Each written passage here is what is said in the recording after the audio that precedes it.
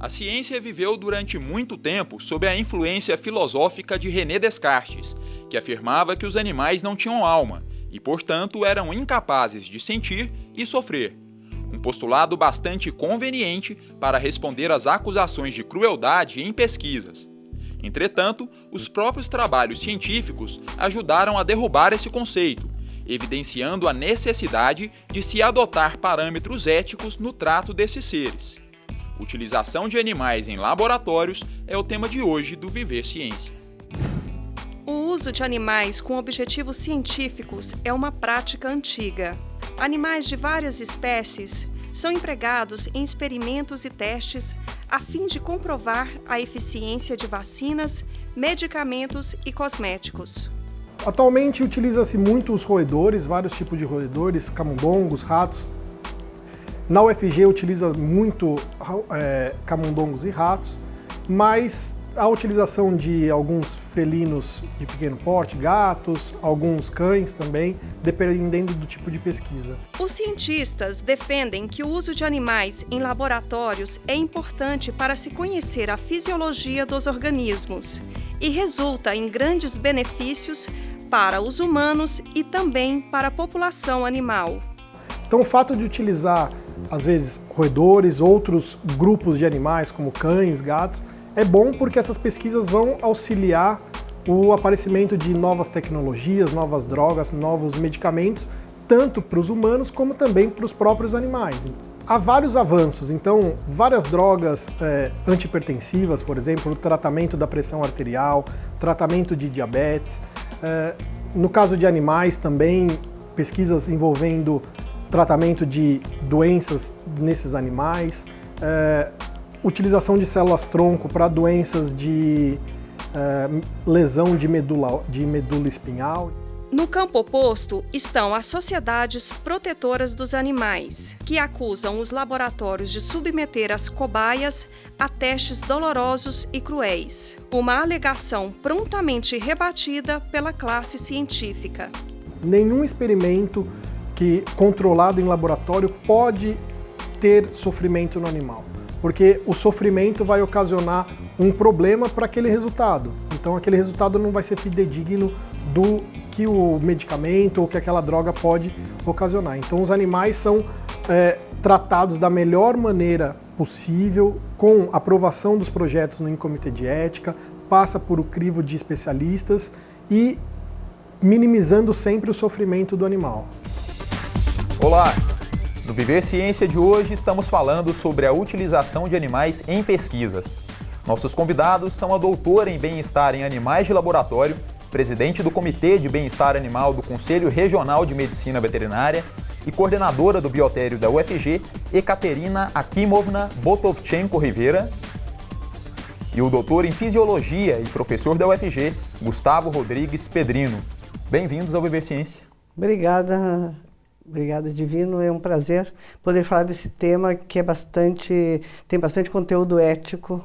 Então, obrigado pela oportunidade de poder, talvez, esclarecer algumas questões que não são bem explícitas na mídia.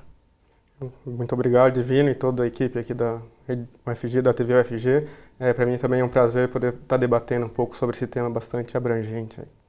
Bom, então a gente começa o nosso bate-papo respondendo as perguntas do público. Vamos ver, então, a primeira pergunta. Olá, meu nome é Bruna Freitas. Eu queria saber por que se utiliza tanto camundongos nos experimentos. Professor Gustavo? Bom, Bruna, basicamente a utilização dos roedores, e o camundongo é um dos roedores, se deve primeiro ao tamanho desses animais. Esses animais são facilmente guardados em biotérios. Uma questão muito importante também que tem que ser ressaltada é que esses animais têm um tempo de reprodução muito pequeno. Vocês terem noção, em torno de 21 dias a 25 dias ocorre o tempo de gestação de uma camundonga ou de uma rata. E por fim, acho que o que é mais importante de tudo, é que faz mais ou menos 100 anos que a gente estuda os roedores. Tem vários estudos entre ratos e camundongos. Então, por isso, a escolha inicial desses animais para o uso na pesquisa. Porque também em pouco tempo nós conseguimos ter a vida toda do animal, que eles vivem aproximadamente 2 anos, então nós podemos estudar desde que nascem até a geriatria desses animais em pouco tempo. de estudo e também porque nós temos dados científicos já desses animais, já de muitos anos, todas as linhagens, todas as espécies, nós já temos os dados que fica mais fácil para trabalhar também com esses animais. Então, 95% das pesquisas no mundo são em animais, em roedores. Bom, vamos ver então a próxima pergunta. Meu nome é Ruth Strack e eu gostaria de saber se existe algum órgão que fiscaliza o uso de animais em laboratórios. Sim, nós temos, a partir do ano 2009, nós temos a lei que regulamenta a experimentação animal e dentro dessa lei foi dado o CONSEA, que é o Conselho Nacional, né, do Controle da Experimentação Animal, quem dita as normas e ele tem o poder de fiscalização das pesquisas. E para que não haja excessos, que não hajam... então, há normas a serem seguidas e o CONSEA fiscaliza essas normas. E também as comissões de ética no uso de animais, em cada instituição, elas também fiscalizam as pesquisas que são feitas. A gente vai falar daqui a pouco sobre a Comissão de Ética da UFG. Bom, o Viver Ciência faz agora um breve intervalo e a gente volta em 2 minutinhos. Ainda hoje, você vai conhecer um estudo feito com ratos que investiga a influência da exposição à luz no sistema cardiovascular. E ainda, vai saber como funciona o biotério da UFG, local onde são criados animais para experimentos de laboratório.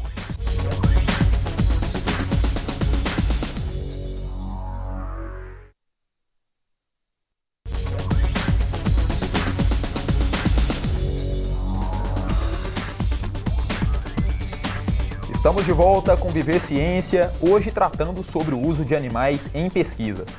Nossos convidados são a médica veterinária Ekaterina Akimovna Botovchenko Rivera e o biomédico Gustavo Rodrigues Pedrino.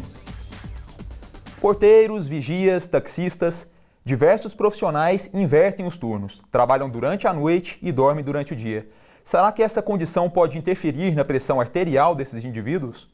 Um professor da UFG está desenvolvendo um estudo sobre a influência do ciclo claro e escuro nas variáveis cardiovasculares, utilizando ratos como cobaias. Vamos conferir a reportagem.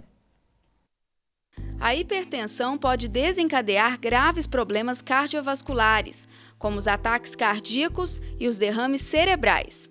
Para investigar as consequências da alteração do ciclo claro-escuro na pressão arterial de indivíduos que trabalham em turnos, o professor Daniel Rosa recorreu aos animais. A gente trabalha com ratos da linhagem Wistar, mas tem uma grande fidedignidade, replicabilidade nos resultados.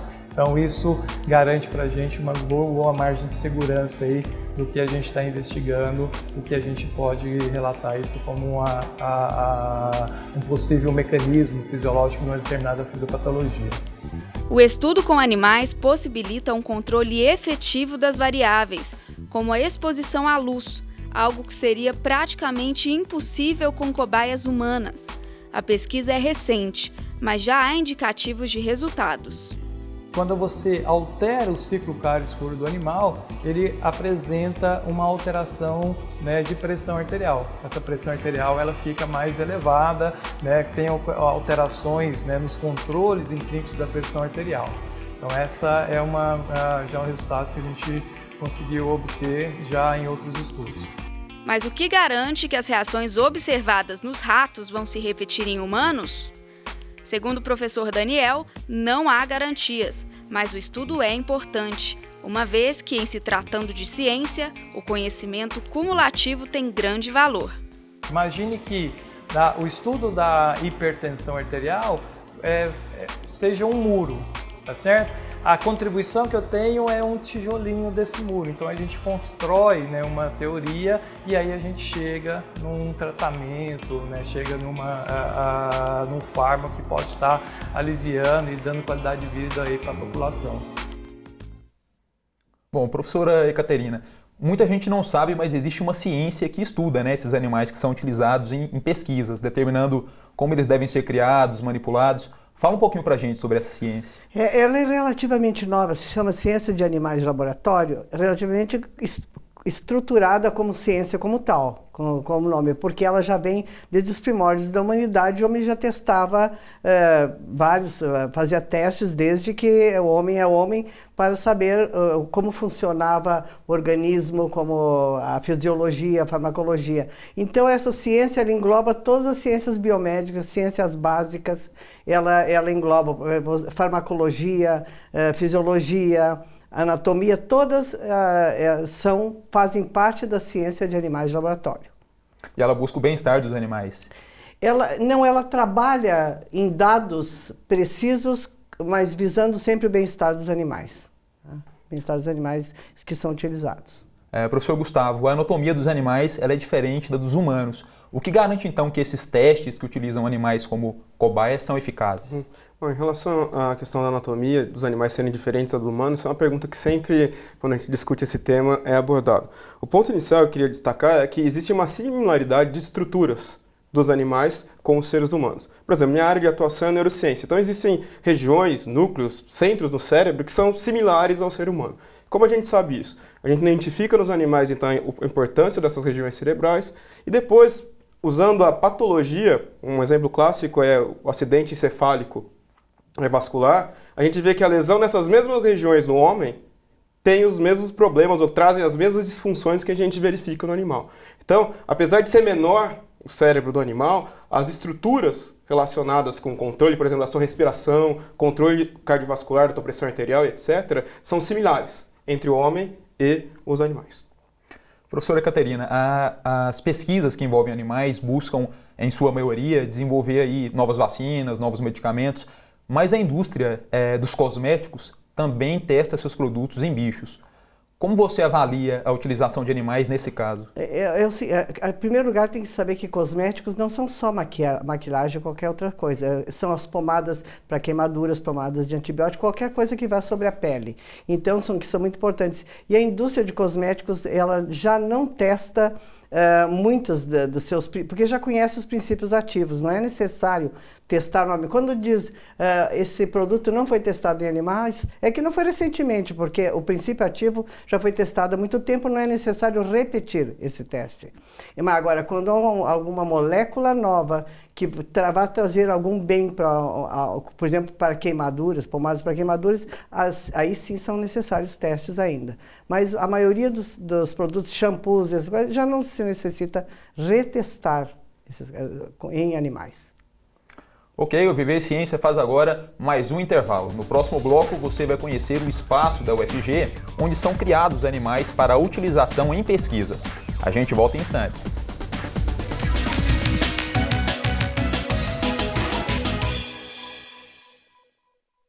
Para explicar o que é hipótese, primeiro eu preciso explicar o que é uma pergunta. Quando a gente desenvolve um projeto científico, a ideia é sempre responder algum questionamento. E esse questionamento, ele vai ser o ponto central desse projeto.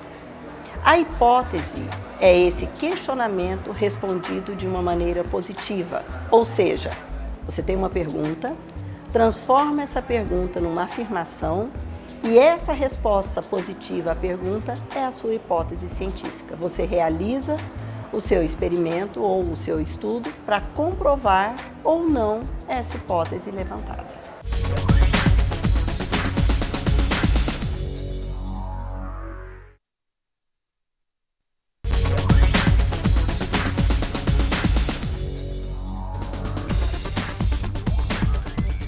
Estamos de volta com Viver Ciência, hoje abordando um assunto delicado, o uso de animais em pesquisas. A doutora Ekaterina coordena o Biotério Central da UFG, local onde são criados os animais que são utilizados nas pesquisas da universidade. Vamos conhecer então esse espaço.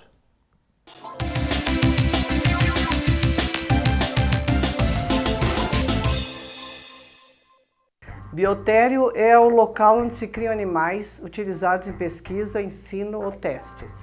É um local onde nós procuramos criar esses animais sem estresse, sem dor, para que eles nos auxiliem nas pesquisas que serão feitas em benefício tanto do homem quanto dos animais. Atualmente o nosso biotério só cria roedores que são camundongos e ratos. Criamos há algum tempo coelhos e criamos também cobaias ou preás, porquinho da Índia, porém com a evolução da ciência de animais de laboratório, os animais foram deixados de ser utilizados no ensino. Praticamente a nossa universidade não utiliza mais animais no ensino. E então isso fez com que nós não criássemos mais esses animais. Das áreas da universidade mais caras. Exige pessoal treinado, a manutenção é muito cara. Inclusive, posso até dar um dado somente de cama para esses animais, que se chama a serragem, a maravalha, que é a raspa de madeira, nós gastamos no mínimo R$25 mil por ano. Nós aqui temos todo o cuidado de proporcionar, ajudar os animais a manterem seu bem-estar. Então eles são criados dentro de condições rígidas de ambiente, um ambiente especial para esses animais.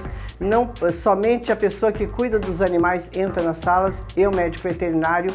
E nós não utilizamos mais animais em pesquisa de qualquer forma, nós não entregamos a qualquer um. Os pesquisadores preenchem um formulário aqui no biotério e só são entregues os animais depois de terem sido aprovados seus projetos de pesquisa pela Comissão de Ética, cuja coordenadora atual é a doutora Renata Mazzaro.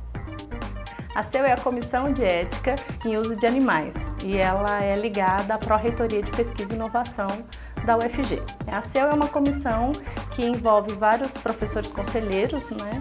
E nós avaliamos os projetos de pesquisa e os projetos que envolvem, né, na área de ensino, animais. E a gente avalia o aspecto ético, o bem-estar, né, e a gente prima para que isso seja relatado para garantir o uso ético dos animais, né? E essa comissão ela tem vários pesquisadores que têm várias formações para contemplar a variedade de projetos que chegam até a CEU. Nós temos projetos com roedores, com camundongos, com ratos, com bovinos, com aves. Então a gente tem peixes, uma gama de conselheiros para avaliar a característica ética do projeto. Professor Gustavo, durante as nossas gravações, né, no biotério, nos laboratórios da UFG, nós não filmamos procedimentos nem os locais onde ficam, né, os animais utilizados como cobaias. Explica para os nossos telespectadores por qual motivo. Isso é um aspecto importante ser avaliado aqui e dito aqui. A questão principal de não filmar esses animais é o estresse. Tanto os ratos como os camundongos, que são os principais animais de laboratório que são criados e utilizados aqui no UFG, eles têm um nível de sensibilidade muito grande. Então se mudar, por exemplo, o tratador do animal, a pessoa que cuida do animal, ele já se estressa. Então foi por isso que a professora Catarine e nós nos laboratórios que vocês visitaram, a gente diminuiu esse acesso para evitar o estresse e prejudicar o andamento dos experimentos, das pesquisas aqui na UFG. Professora? É o seguinte, os animais eles são criados em ambientes sem barulho, sempre com a mesma pessoa, os mesmos horários, então eles têm uma rotina e essa rotina é essencial, precisamente para que estejam em bem-estar. Se essa rotina for quebrada, eles começam a estressar e aí ficam com patologias, surgem doenças, etc. Então, e o que se procura é que esses animais estejam sempre em bem-estar para que as pesquisas também tenham bons resultados. Porque pode interferir, né, na pesquisa. Interfere completamente. Os dados não são válidos. Professora, e afinal, existe alternativa ao uso de animais em Existem. Nenhum cientista gostaria de fazer pesquisa com animais se tivesse oportunidade de não fazê-lo. Ninguém tem o prazer de fazer essas pesquisas com animais. Então, já há uma série de alternativas, inclusive o CONSEA já aprovou mais de 16 alternativas, né, na resolução, uma das suas últimas resoluções. E essas alternativas, porém, nós não temos alternativas para tudo. Eu não posso estudar o comportamento animal, por exemplo, o comportamento de um cão por meio de um vídeo. Nós temos que ver o animal atuando, como ele age junto com o homem, a relação homem-animal. Então, há certas áreas às quais a gente ainda não pode utilizar alternativas. Na área de cosméticos, 90% já são usadas alternativas. Professor, que alternativas são essas? São peles sintéticas? Uma série muito grande de alternativas. São tecidos in vivo, tecidos in vitro, quero dizer, tecidos in vitro, ou órgãos in vitro, também programas de computação muito bons que já existem, programas de computação, peles artificiais. Há uma gama bastante grande e todos os dias se gasta muito dinheiro tentando conseguir novas alternativas para evitar o uso de animais. Eu acho que ainda há um longo caminho a ser percorrido, porque também esses testes alternativos têm que nos dar uma segurança completa. Por quê? Porque se esse teste alternativo não for, na verdade, reproduzir o que nós queremos, eles não são éticos. Tá? Né? Outro ponto que eu queria só acrescentar, aqui na UFG, a maioria das universidades brasileiras, foi extinto as aulas práticas com animal, tá certo? Sim. Isso é um ponto muito importante a ser ressaltado para todo mundo. Então hoje, por exemplo, o Departamento de Fisiologia, no qual eu estou vinculado aqui na UFG, nós não realizamos nenhuma aula prática com animais no laboratório. Então, com isso, a gente só está utilizando, como a professora disse, quando necessário, os animais para o entendimento científico, para o aumento do conhecimento científico.